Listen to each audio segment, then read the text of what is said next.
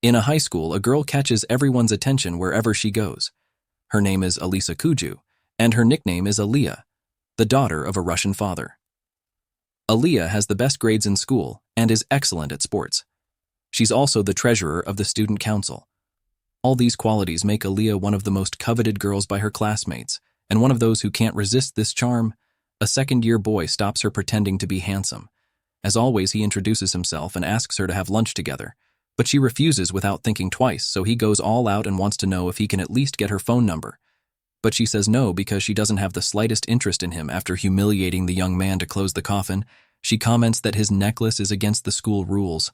After this massacre, the people around him wonder how this girl can refuse the guy most desired by all the girls in school in this way. When she arrives in the classroom, she deals with the same looks of interest from the boys who cross her path sitting in the back of the classroom.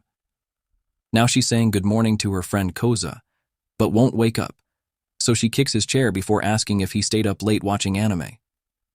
Again, he confesses that he stayed up until dawn, debating with his friend Otaku about the episode they saw, but she calls him an idiot for sacrificing sleep to watch cartoons since the next day he's all sleepy at school. If being an idiot is professing your love for a work of art without letting yourself be carried away by the bonds of time, then KZ accept this insult willingly. Whatever the case, the boy can't help but yawn with tiredness. One of these times, as Aliyah says something to his face. KU asks what she said, so she explains that she called him pathetic without paying much attention.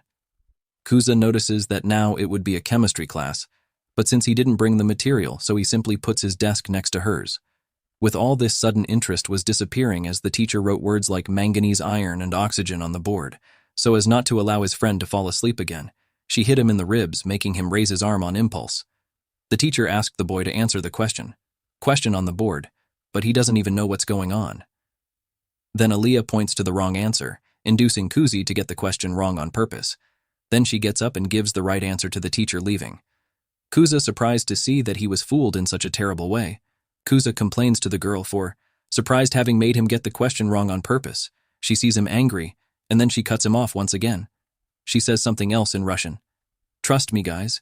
You're going to love her voice when she says in Russian, let's move to the story. He asks, what was that? And she says that she called him an idiot. However, one thing that Aliyah doesn't know is that Kuza knows how to speak Russian, and in fact, she was calling him cute.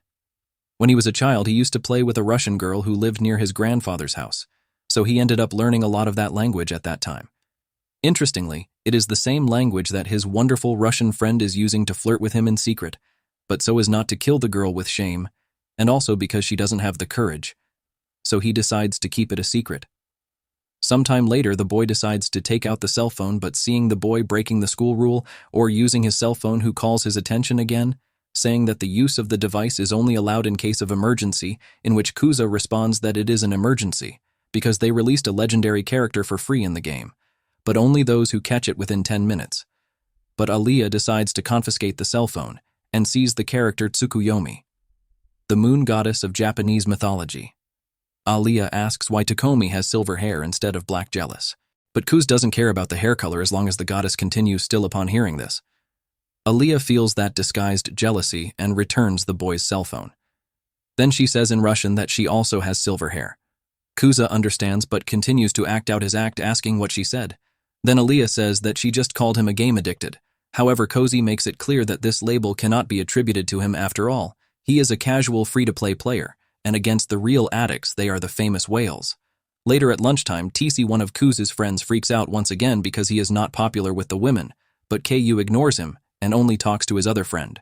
After all, they believed that the boy was just freaking out as always, and suddenly the entire student council appears there, including Aliyah and her sister Mariah, who is the council secretary.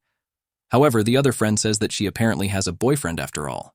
She always turns down all the boys using this excuse, which implies that even if she didn't, TC wouldn't have a chance.